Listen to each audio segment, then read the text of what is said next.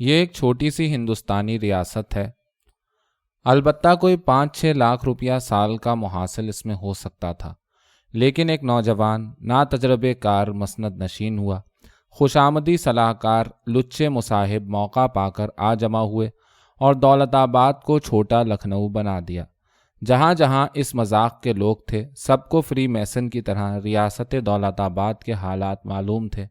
کلیم بھی سن کر دولت آباد کا ایسا مشتاق تھا جیسے زاہد مرتاض جنت کا۔ غرض کلیم 2 منزلہ طے کرتا ہوا دولت آباد پہنچا اور قبل اس کے کہ کسی سے تعارف پیدا کرے، اس نے اپنا سامان ظاہر درست کر پھر ایک سرائے میں امیری ٹھاٹ لگا دیے۔ مدح رئیس میں قصیدہ تو اس نے سفر ہی میں کہنا شروع کر دیا تھا، صرف عرض حال اور قطع دعائیہ باقی تھا۔ جلدی جلدی تمام کر اسی قصیدے کو ذریعہ تقریب قرار دے درے دولت پر جا حاضر ہوا، مگر شامت اعمال اور باپ کی ناخوشی کا وبال اس کی کوئی تدبیر کارگر نہیں ہونے دیتا تھا۔ اس کے دولت آباد میں پہنچنے سے چند روز پہلے یہاں بساط الٹ چکا تھا۔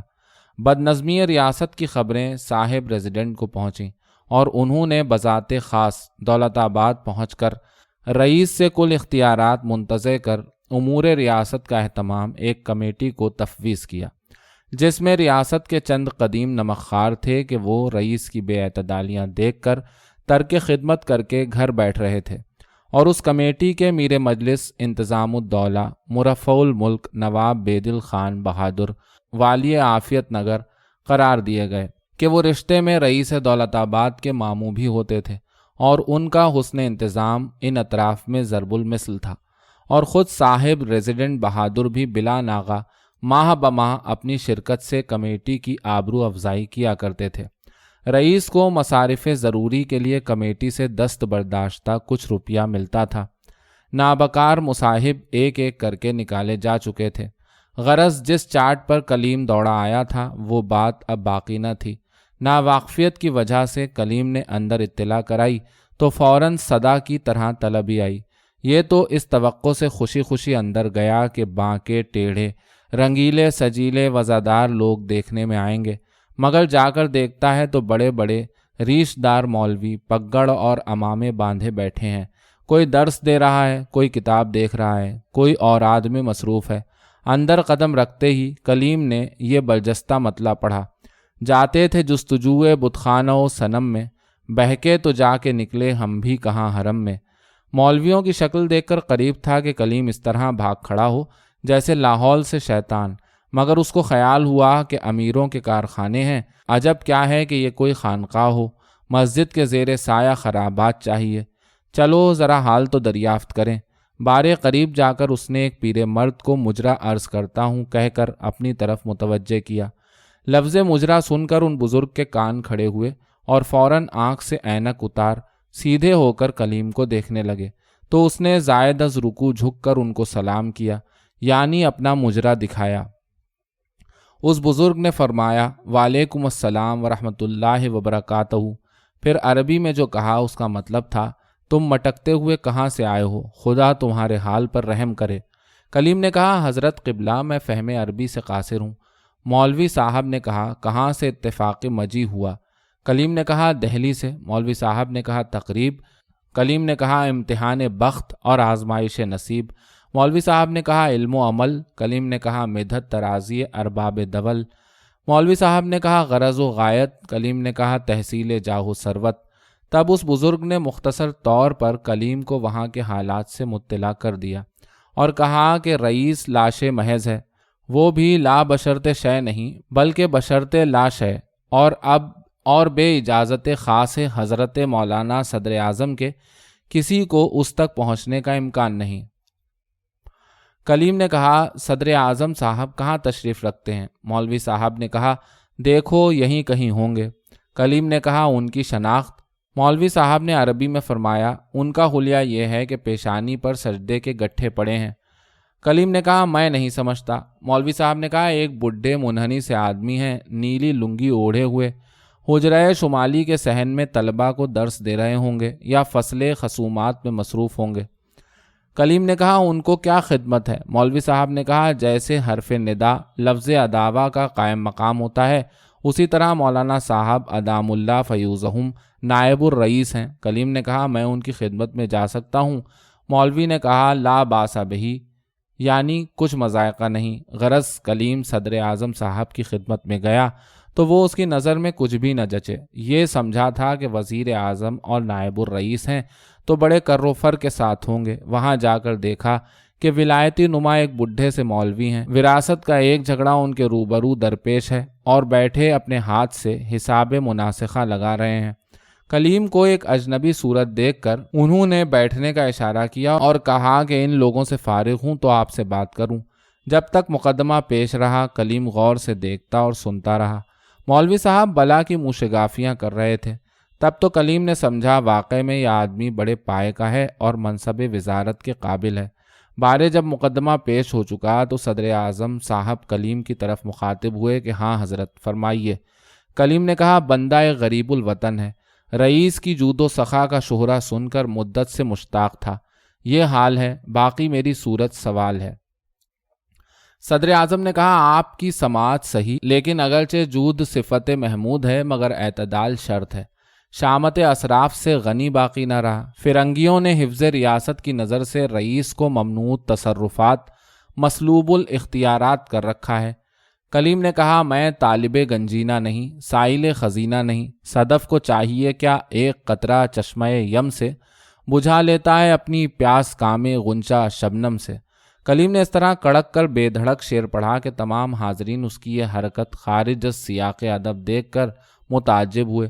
صدر اعظم صاحب کا منصب، ان کا علم و فضل، ان کی پیری اور ہیبت جو ان کی تہذیب کو لازم تھی، یعنی صدر اعظم صاحب کی حالت مجموعی اور اس سے قطع نظر خود کلیم کی حالت اس کی مقتضی تھی کہ وہ پاس ادب ملحوظ رکھتا، مگر وہ ایسی ہی بے باکی کو کچھ ہنر لسانی اور صفت حاضر جوابی سمجھتا تھا۔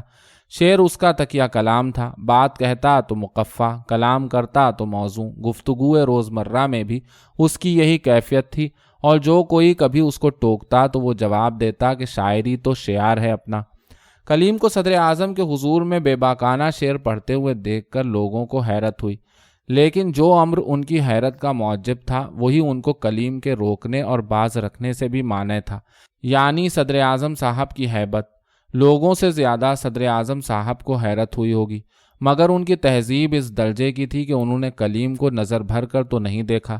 اظہار ناخوشی و ناپسندیدگی تو بڑی بات ہے۔ صدر اعظم نے کہا رئیس سے تو توقع بس ہے، مگر انتظام جدید درپیش ہے۔ اگر میں سمجھوں کہ کوئی خدمت آپ انجام دے سکیں گے تو انشاءاللہ مجلس شورا میں، جس کو لوگ کمیٹی منتظم ریاست کہتے ہیں، آپ کے استحقاق پیش کر دیے جائیں گے، اور غالب ہے کہ کوئی خدمت آپ کو تفویض ہو جائے۔ متعدد مناصب خالی ہیں، خصوصاً انتظام فوجداری حدود ریاست میں۔ کلیم نے کہا چندے حضور مجھ کو اپنی خدمت خاص میں رکھیں اور اس نالائق کی ہنرمندی اور بے ہنری حضور پر منکشف ہو جائے، پھر جس خدمت کے لیے ارشاد ہوگا بسر و چشم اس کو بجا لائے گا، اگرچہ خدمت فوجداری ہی کیوں نہ ہو۔ طالب ہوں علم کا کہ علم سے ہے ہم رقم، تیزی سمجھ کے لیتا ہوں میں ہاتھ میں قلم۔ صدر اعظم نے کہا فرنگیوں نے جو انتظام کیا ہے وہ ایسی تنگ ورزی کے ساتھ کیا ہے کہ اس میں بہت تھوڑی گنجائش ہے۔ پس قبل اس کے کہ میں آپ کو اپنے پاس کی کوئی خدمت دوں، مجھ کو معلوم ہونا چاہیے کہ آپ کس کام کی انجام دہی پر قدرت رکھتے ہیں۔ کلیم نے کہا بقول غالب آج مجھ سا نہیں زمانے میں شاعر نغز گو و خوش گفتار۔ صدر اعظم نے کہا لیکن انتظام جدید کے مطابق ریاست میں کوئی خدمت شاعری باقی نہیں۔ کلیم نے کہا گر سخن گو نہیں تو خاک نہیں، سلطنت ہے عروس بے زینت۔ صدر اعظم نے کہا جو کچھ آپ سمجھیں۔ کلیم نے کہا لیکن ریاست پر کیا منحصر ہے؟ حضور بھی تو وزیر اعظم اور نائب الرئیس ہیں، آپ کی سرکار میں کیا کمی ہے؟ بعدس خدا بزرگ توئی، قصہ مختصر۔ صدر اعظم نے کہا نعوذ باللہ من آفات اللسان، میں بیچارہ نام کا نائب الرئیس اور وزیر ہوں، ورنہ فی الحقیقت ایک ذرہ حقیر ہوں۔ کلیم نے کہا یہ حضور کا کسر نفسی ہے، بقول ظہوری سر خدمت براستاں دارد، پائے رفت برآسماں دارد۔ میں بھی اس بلاد دور دست اور دیار اجنبی میں اتفاق سے آ نکلا ہوں، اور میں دیکھتا ہوں تو آپ کی سرکار با اقتدار میں ایک شاعر کی ضرورت بھی ہے جو آپ کے محامد اوصاف کو مشتہر کر کے خیر خواہان دولت کو راسخ العقیدت اور دشمنان روسیہ کو مبتلائے ہیبت کرتا رہے۔ صدر اعظم نے کہا، یہ آپ کی کریم النفسی ہے، ورنہ من آنم کے مندانم۔ مجھ کو اگر ضرورت ہے تو ایسے شخص کی ہے جو مجھ کو میرے عیوب پر مطلع کرے۔ کلیم نے کہا، اگر مدح و ستائش پسند نہیں ہے تو بندہ وصل و ہجر، شوق و انتظار و ناز و نیاز و واسوخت و ربائی و تاریخ و سج و چیستان و معاملہ بندی و تضمین و محاکمہ و رزم و بزم و تشبیہ و استعارات و تجنیس و تمثیلات و سراپا ہر طرح کے مضامین پر قادر ہے۔ جو طرز مرغوب تباہ ہو اسی میں تباہ آزمائی کرے گا۔ رکھتا اگرچہ عیب تعلی سے عار ہوں، بس مغتنم ہوں، منتخب روزگار ہوں۔ صدر اعظم نے کہا، آپ کے ہنرمند، بے نظیر و بے مانند ہونے میں شک نہیں، لیکن افسوس ہے کہ مجھ کو اس فن کی طرف رغبت نہیں۔ کلیم نے کہا، حضور جیسے عالم باکمال کا ایسے فن شریف سے کہ ہم حظ نفس است و ہم قوت روح رغبت نہ رکھنا میری قسمت کی نارسائی ہے۔ صدر اعظم نے کہا، اگرچہ میں اپنے نفس میں انواع و اقسام کی خباثتیں پاتا ہوں، لیکن خداوند کریم کا اتنا شکر گزار ہوں کہ اب تو خیر ایسی باتوں سے محترز رہنے کی میری عمر ہی ہے۔ عنفوان شباب میں بھی خدا کے فضل سے میں ایسی باتوں کو نہایت ناپسند کرتا تھا۔ کلیم نے کہا، سبب کیا، وجہ کیا، موجب جہت کیا؟ صدر اعظم نے کہا، جہاں تک میں سمجھتا ہوں ایسے مضامین میں اشتغال و انہماک رکھنے سے ذہول و غفلت، استخفاف معصیت، استحسان لہو و لعب، اختیار مالا یعنی کے سوائے کچھ اور بھی حاصل ہے۔ کلیم نے کہا، اب اس خصوص میں کچھ عرض کرنا سوء ادب ہے، وہی خدمت فوجداری مجھ کو تفویض فرمائی جائے۔ صدر اعظم نے کہا، مجھ کو کچھ عذر نہیں، مگر آپ مجھ سے استشارہ کریں تو صلاح کار امانت دار ہوتا ہے، میں صلاح نہیں دے سکتا، اس واسطے کہ رئیس کے ذوف حکومت نے ان ٹھاکروں کو جو مستقر الریاست سے دور رہتے ہیں ایسا اسیر الانقیاد کر رکھا ہے کہ کوئی قسط بے جنگ و جدل وصول نہیں ہوتی، اور ملازمان فوجداری کو ہمیشہ ان کے ساتھ مارکہ آرائی کرنی پڑتی ہے۔ آپ کے ذمے ریاست کے حقوق سوابق نعمت ثابت نہیں، کیا ضرورت ہے کہ ابتداً ایسی خطرناک خدمت اختیار کی جائے؟ کلیم نے کہا، حالت اضطرار کو کیا کیا جائے؟ صدر اعظم نے کہا، اگر اضطرار ہے تو 20 روپے ماہانہ کا جمع خرچ نویس مداخل ایک منصب جدید ہونے والا ہے، چندے آپ اس پر قناعت کریں۔ میرے نزدیک کنج عافیت کے یہ 20 فوجداری کے 50 پر ترجیح رکھتے ہیں۔ کلیم نے کہا، یہ حضور کی مسافر نوازی ہے، لیکن بندہ اس خدمت سے معاف رکھا جائے۔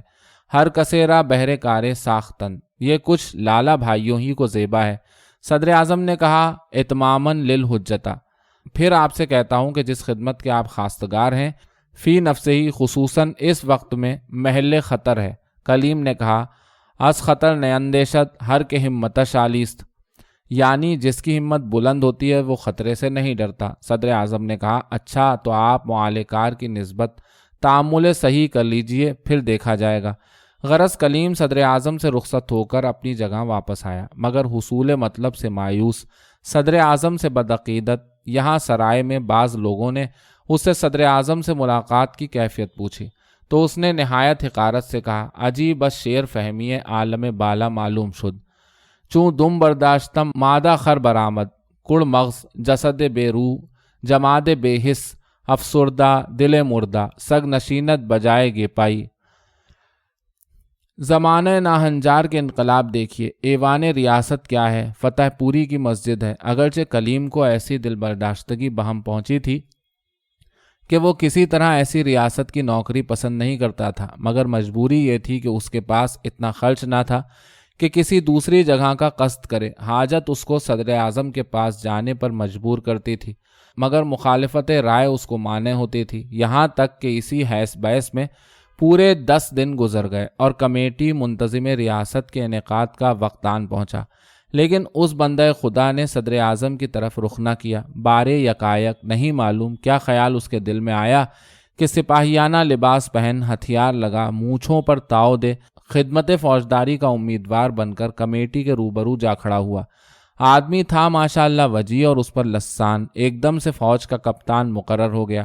شاعروں کو ایک پھٹکار یہ ہوتی ہے کہ اکثر خود پسند ہوتے ہیں، کیونکہ ہمیشہ تعریف و آفرین اور داد و تحسین کے امیدوار رہتے ہیں۔ کلیم بھی اس مرض میں مبتلا تھا۔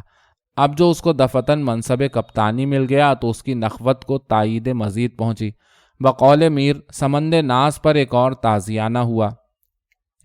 جب دیکھو اردلی میں 10-15 سوار شہر میں گھوڑے کداتے پھر رہے ہیں۔ 4-5 مہینے کلیم نے بڑے چین میں گزارے، اور چونکہ باپ کو چھیڑنا منظور تھا، دہلی میں دوست آشناؤں کے پاس کپتان صاحب کے خط پر خط چلے آتے تھے، یہاں تک کہ زوراور سنگھ ایک ٹھاکر نے اپنے علاقے کی قسط وقت پر نہ ادا کی، تنگ طلبی ہوئی تو وہ پھر بیٹھا۔ اس کی سرکوبی کے واسطے دولت آباد سے فوج روانہ ہوئی، اس میں کلیم بھی تھا۔ جوانی کی عمر، نئی نئی نوکری، مزاج میں بے باکی اور تحور۔ پہلے ہی حملے میں میاں زخمی ہوئے تو کیسے سخت کہ دستم بخیر گھٹنے کی چپنی پر گولی بیٹھی تو بنے ران تک اندر ہی اندر تیر گئی۔ نہیں معلوم نسوں میں کس طرح کا تعلق خدائے تعالیٰ نے رکھا ہے کہ ایک پاؤں کے مجروح ہونے سے سارے کا سارا دھڑ بیکار ہو گیا۔ قاعدہ فوج کے مطابق میدان جنگ سے لوتھ کو اٹھا کر دارالشفا میں پہنچایا۔ جراحوں نے زخم کو دیکھا تو ایسا کاری پایا کہ فوراً پاؤں کاٹنا لازم آیا۔ اگرچہ اس وقت تک جراحوں نے پاؤں کو جان کا فدیہ تجویز کیا، لیکن کلیم بیچارہ ناز و نعمت کا پلا ہوا تھا، اس صدمے کا متحمل نہ ہو سکا، اور روز بروز اس کی حالت ردی ہوتی گئی۔ تپ آنے لگی، زخم بگڑا، ناسور پڑے۔ اتنا بڑا ڈھو جوان ایک ہی مہینے میں گھل گھل کر پلنگ سے لگ گیا۔ جب پاؤں کی طرح اس کی زیست کی امید منقطع ہو گئی تو ناچار لوگوں نے اس کو دہلی میں پہنچانے کی صلاح کی، اور یہ بھی خیال ہوا کہ گھر کے جانے کی مسرت اور تبدیلی آب و ہوا کی فرحت سے عجب نہیں کہ اس کے دل کو تقویت پہنچے۔ صدر اعظم صاحب حسبتاً للہ متکفل مصارف ہوئے اور دولت آباد سے دہلی تک برابر کہاروں کی ڈاک بیٹھ گئی۔ کلیم دہلی میں پہنچا تو گو راہ میں 19-20 کا فرق اس کی حالت میں ہو گیا تھا، مگر ناتوانی اس درجے کی تھی کہ رات دن میں 7 پہر بے ہوشی میں گزرتے تھے۔ جب کہاروں نے اس کی ڈولی نسو کے دروازے پر جا اتاری تو اس پر غشی تاری تھی۔ نسو بالا خانے پر مصروف عبادت تھا۔ پہلے زنان خانے میں خبر ہوئی، فہمیدہ بےتاب ہو کر بے حجاب باہر نکل آئی۔ جو پالکی کے پٹ کھول کر دیکھا تو بیٹے پر مردنی چھائے ہوئی تھی، اس طرح بلک کر روئی کہ سننے والوں کے کلیجے ہل گئے۔ فہمیدہ نے اس بے قراری میں جو بیان کیے ان کے لکھنے سے پہلے قلم کا سینہ شق ہے اور چشمے دوات سے اشک جاری ہیں۔ خلاصہ یہ کہ فہمیدہ کے قلق و اضطراب نے محلے میں حشر برپا کر دیا۔ اگرچہ نسو گریہ و بکا کی آواز سن کر کھٹکا تھا، مگر وہ اس طرح کا مستقل مزاج ضابط آدمی تھا کہ اسی ترتیل کے ساتھ معمولی تلاوت کو پورا کیا اور اس کے بعد نیچے اتر کر باہر پالکی کے پاس آیا۔ فہمیدہ کا رونا سن کر اور بیٹے کی ردی حالت دیکھ کر بے اختیار اس کی آنکھوں سے ٹپ ٹپ آنسو چلے جاتے تھے اور بار بار ٹھنڈی ٹھنڈی سانس بھرتا تھا، مگر نہ کچھ بولتا تھا نہ چالتا تھا۔ آدھ گھنٹے کامل اس کی یہی کیفیت رہی۔ اس کے بعد اس نے اپنے آنسو پونچھے اور کہا، انا للہ و انا الیہ راجعون، لا حول ولا قوت الا باللہ العلی العظیم، انما اشکو بسی و مزنی الا اللہ، اللہم افزغ علینا صبرا و ثبت اقدامنا، اللہم حون علیہ سکراتہ وکفو عنہ سیئاتہ۔ اس کے بعد بی بی کی طرف مخاطب ہو کر کہا کہ میں تم کو رنج کرنے سے منع نہیں کرتا، تمہارا رنج ایک اقتضائے طبیعت ہے کہ انسان اس میں مجبور ہے، لیکن مجھ کو تمہارا اضطرار دیکھ کر اس بات کا خوف ہوتا ہے کہ مبادا تمہارے خیالات مخبر بکفران ہو جائیں۔ اگر مصیبت کے وقت انسان کے دل میں نعوذ باللہ بوئے نارضامندی بھی خداوند بے نیاز کی طرف سے پیدا ہو تو پھر کہیں اس کا ٹھکانہ نہیں۔ خسرت الدنیا والآخرت ذالک هو الخسران المبین۔ کیا ہم نئے آدمی، اور یہ انوکھی مصیبت ہے، بزرگان دین پر اس سے کہیں زیادہ مصیبتیں نازل ہوئیں، زندہ دہکتی ہوئی آگ میں جھونک دیے گئے، سر پر آرے چلے، سولی چڑھے، قتل ہوئے، قید رہے، مارے پڑیں، کوڑے سہے، گالیاں کھائیں، بیگارے بھگتیں، ذلتیں اٹھائیں، رسوائیاں جھیلیں، مگر خدا ان کو جزائے خیر دے۔ کیسے سچے بندے تھے کہ رضا و تسلیم کے جبل متین کو ہاتھ سے نہ دیا۔ یہ کچھ مصیبت اور دل برضا جوئے حضرت ربوبیت، یہ کچھ ایذا اور زبان سپاس گزار منت۔ شکر کا مقام ہے کہ خداوند کریم نے ہمارے ذوف پر رحم فرما کر امتحان سخت میں مبتلا نہیں کیا۔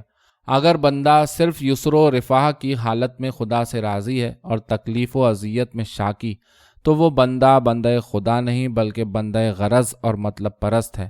اے بی بی، رنج کرو لیکن صبر کے ساتھ، اور مصیبت پر رو مگر شان عبودیت لیے ہوئے۔ دنیا میں جتنی ایذا اور جتنی مصیبت ہے پاداش گناہ و وبال معصیت ہے، اسی واسطے توبہ و استغفار کو لکھا ہے کہ اس سے مشکلیں آسان ہوتی ہیں۔